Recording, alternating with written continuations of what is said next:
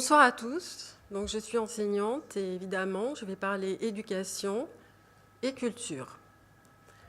Il faut commencer par souligner que la poursuite de l'excellence dans l'éducation est un objectif clairement affiché et l'ensemble de la communauté éducative monégasque a bien conscience de l'importance de cet enjeu.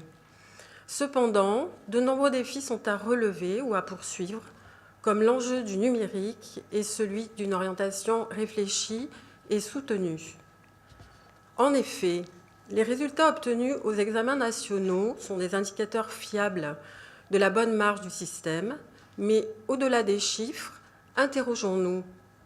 Tous les jeunes vont-ils trouver leur place dans la société de demain, à Monaco ou ailleurs, selon leur choix?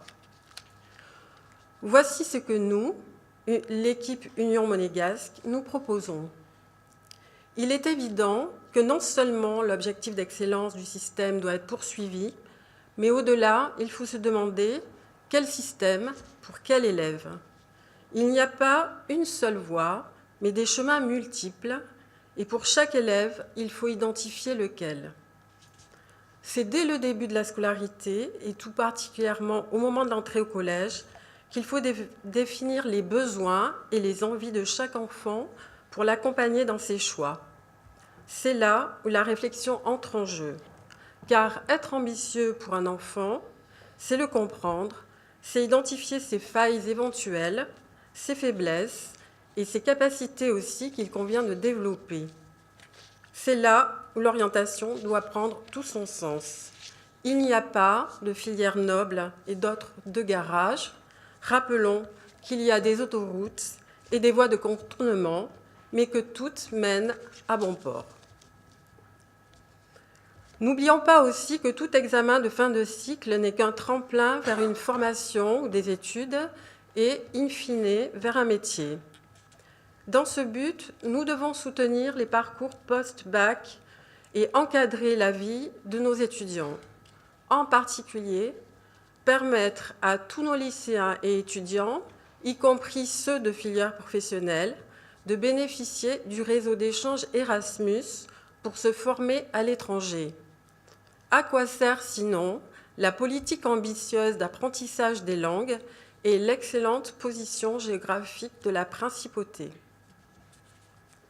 Autre enjeu de taille, celui du numérique. L'école va se modifier énormément au cours des prochaines années. L'ère du numérique amène des changements, et ceci en appelle d'autres.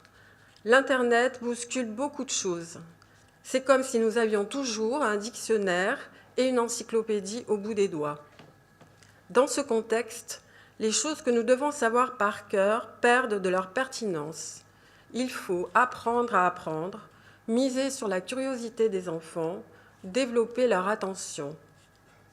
Nos établissements scolaires bénéficient d'un parc informatique étendu, mais cette dotation généreuse, si elle est indispensable, n'est pas suffisante. Ce déploiement doit s'accompagner d'une stratégie pédagogique et de la formation adéquate des enseignants. De même, en ce qui concerne l'équipement en tablettes numériques, nous sommes à l'aube d'un mouvement semblable à celui qui a vu la généralisation des calculatrices dans le cartable de l'élève. Aujourd'hui, il faut absolument définir les principaux apports de ce matériel pour l'enseignement et pour l'élève. Troisième point essentiel à aborder, la généralisation et la valorisation de l'enseignement culturel et artistique. L'éducation artistique et culturelle n'est pas considérée à sa juste place. Les bienfaits des arts sont pourtant connus et reconnus. Autant les œuvres que nous réalisons que celles que nous apprécions laissent une empreinte dans le parcours de chacun. Merci. Nous savons que les arts stimulent la créativité, qu'ils aident l'enfant dans son développement global et l'amènent à être plus ouvert aux nouvelles choses, ainsi qu'à exprimer ses émotions.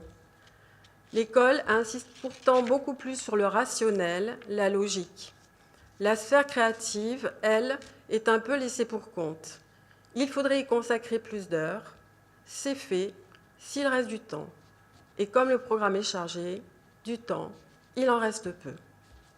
En plus de former des enfants à devenir des amateurs de culture, l'art à l'école permettrait de les aider à développer une pensée plus créative et un esprit critique. Enfin, les enseignants. Lorsqu'on parle d'éducation, on pense toujours l'élève, la classe. Mais n'oublions pas les enseignants, clés de voûte du système. Il faut qu'ils puissent bénéficier d'une politique de formation ambitieuse dans tous les domaines et être aujourd'hui aguerris aux outils numériques et éducatifs.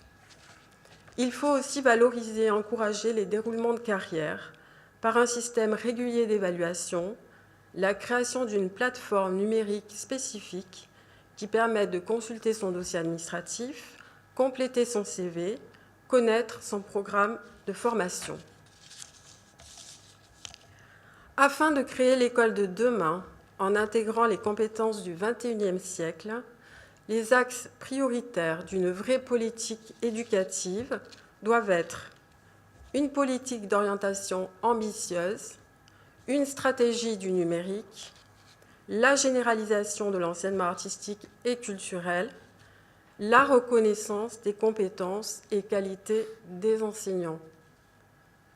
C'est l'engagement d'Union monégasque. Je vous remercie de votre attention.